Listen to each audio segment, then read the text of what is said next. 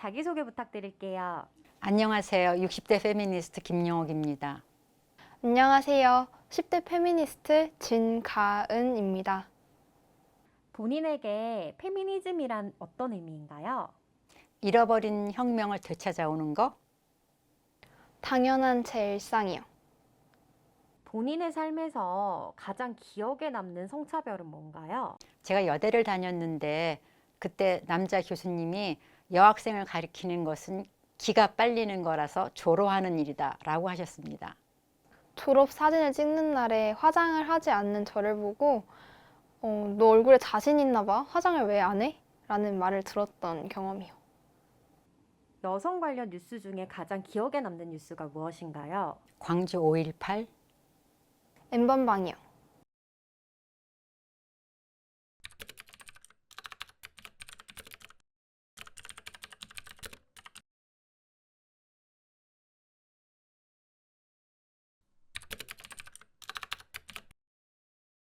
중학교, 고등학교 다닐 때는 페미니즘 혹은 페미니스트라고 하는 용어가 네. 거의 없었어요. 유학에서 돌아와서 네네. 재정착을 하는 과정에서 너무나 행복하게도 그 페미니스트들을 만났고 그 페미니스트들을 통해서 이제 한국 사회를 새롭게 보는 그리고 여성들의 삶을 다른 관점에서 이해하는 굉장히 소중한 그런 감각을 배우게 됐죠. 네. 중학교 3학년 때 다들 아시는 82년생 김지영 그 책을 읽었었어요. 페미니즘이 뭐길래 이렇게까지 남성들이 반발을 하는가? 이런 궁금증이 생겨서 딱 정의를 찾아봤더니 성평등 운동을 말하는 것이 페미니즘이다라는 걸 그때 저는 처음 알았어요. 남성들이 막 반발하는 것에 대해서 좀 잘못된 젠더관념을 갖고 그런 말을 하는 때도 많은데 이제 그것을 잘못됐다라고 내가 증명을 하려면 페미니즘을 공부하면서 나아가야겠다라는 생각으로 작년에 제가 아까 말씀드렸던 청소년 페미니즘 단체 위티에 가입해서 작년부터 지금까지 열심히 공부하고 배우고 있는 것 같습니다.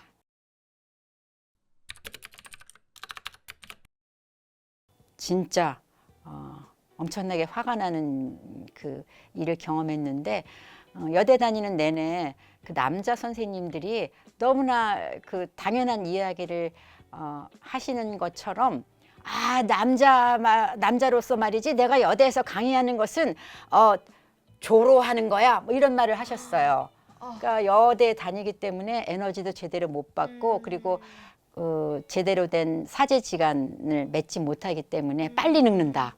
그 다음에 이제 교문을 들어설 때부터 온몸이 후끈해진다 이런 얘기를 하는 거예요. 그때 그렇게 소위 정식으로 페미니즘 교육을 받지는 못했지만 이제 그런 이야기를 들을 때마다 굉장한 모멸감을 느꼈죠. 저는 제 친구가 머리 짧게 잘라보고 싶다 해서 투블럭, 숏컷을 하고 학교에 왔어요. 근데 학교 오자마자 선생님께서 그러시더라고요. 여자가 투블럭 숏컷을 하면 남자도 아니고 보기에 안 좋다. 그러니까 너 하면 안 된다. 이렇게 말씀하시는 거예요. 머리가 기를 때까지 벌점을 보일 때마다 받았던 것 같아요. 이 선생님, 저 선생님한테.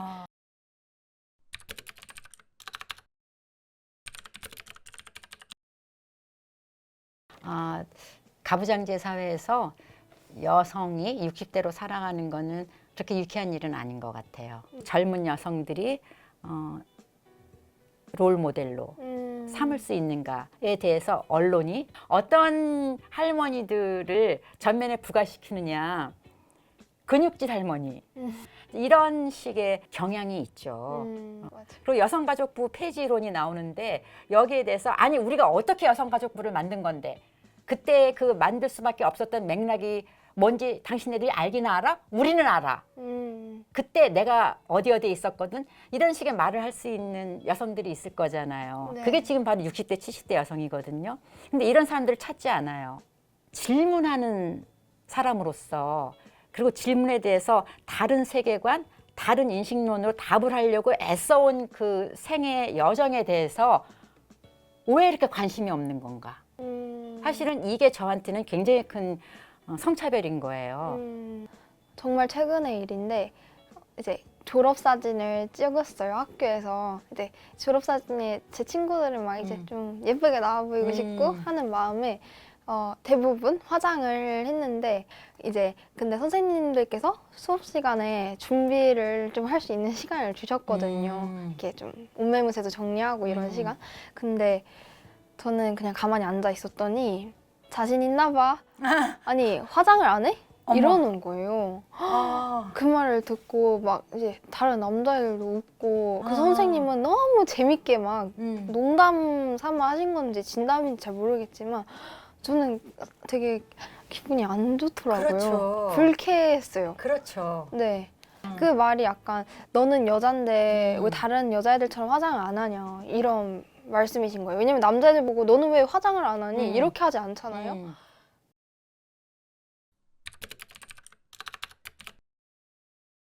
저는 N번방 사건이 가장 네. 쇼킹하고 충격적이었어요. 네, 네. 일단 그 하는 엽기적인 행위도 굉장히 충격적이었지만 그게 충격적이었으면 이제 이 가해자들이 한 행동과 가해자들이 누구인지 그것에 대해 저는 더 초점이 맞춰져야 당연한 일이라고 생각을 하는데 어떤 사람은 막 심지어 애초에 그러한 일탈계를 운영하지 않았으면 그러게. 너가 네. 성착취 안 당했잖아. 그런 식으로 대하는 거. 네. 네, 네.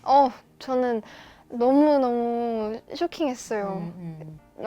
저는 이게 광주에서 민중들의 혹은 인민들의 어떤 혁명이 일어났다라는 식으로 제가 그걸 처음에 접한 것이 아니라 너무나 끔찍하고 참혹한 방식으로 광주 여성 시민들에게 폭력이 가해진 이야기들이 계속 돌았어요. 뭐 지금도 입에 담고 싶지 않을 그런 끔찍한 이야기들, 뭐 임신한 여성의 배를 어떻게 했다, 여성의 몸 안에 있는 유아까지 이렇게 살해했다부터 시작해서 정말 상상을 초월한 그런 끔찍한 언어로 여성의 신체에 가해진 그 폭력에 대한 이야기가 계속 들었는데 정말 미치겠더라고요.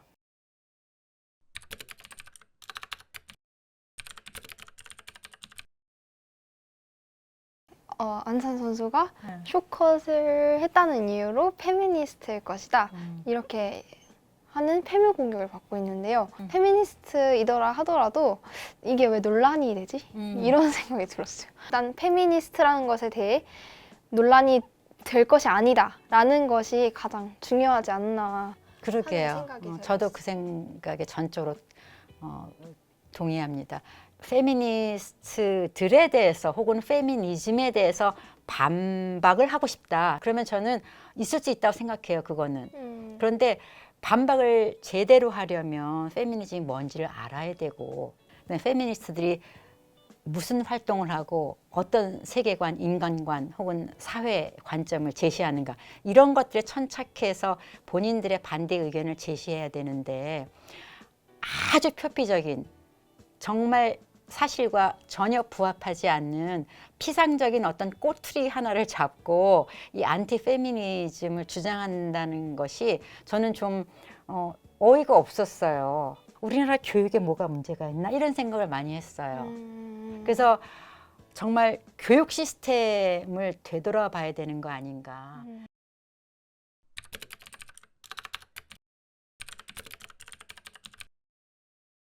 앞에 나가서 이 페미니즘과 관련해서 이런 위티라든지 이러한 청소년 페미니즘으로 연대하는 친구들이 많이 있다라는 이야기를 했어요. 저도 그 중에 하나다 이렇게 말했고요. 이걸 발표를 했으니 선생님이 이제 생활기록부에 작성을 해주셨는데 거기에다가 약간 여성이 우월하다고 생각하는 약간 이런 뉘앙스를 풍기는 워딩을 사용해서 생기부를 적어주셨더라고요. 어쩜 좋아. 그래서 가서 이거 워딩은 좀 수정을 해주셨으면 좋겠습니다 라고 말씀을 드렸더니, 아니 너네가 하는 게 여성이 우월하다 생각해서 이런 거 하는 게 아니느냐, 성평등 운동을 하는 단체라고 이렇게 고쳐를 주시긴 했는데, 담임 선생님이 제 생기부를 전체를 확인하실 때 학기 말에 저보고 그랬어요.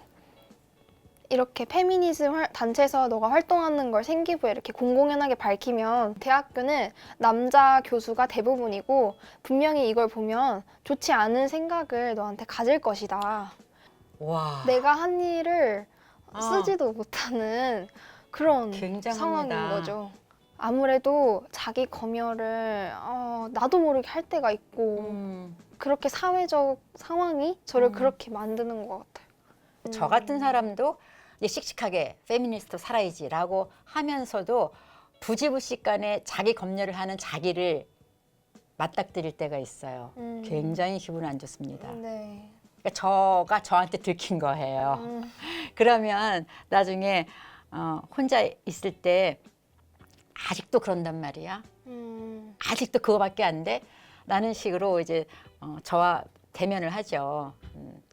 그러니까 사실 가부장제 사회에서 여성이 페미니스트로 산다고 하는 것은 끊임없는 갈등과 원하지 않는 자기 분열에 빠지는 일이기도 하죠. 그러나 누리는 기쁨이 그런 난처함보다 훨씬 더 많다.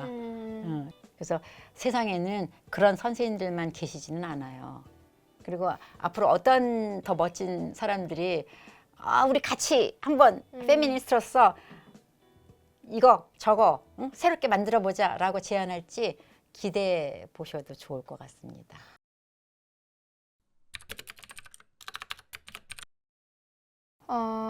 지금까지 살아오시면서 그러한 많은 페미니즘 운동을 해주셨기 때문에 저희 10대 페미니스트들이 좀 더 편하게 활동을 할 수 있는 것 같아서 참 감사하다는 말씀 드리고 싶고 기억하겠다고 그렇게 꼭 말씀드리고 싶었습니다.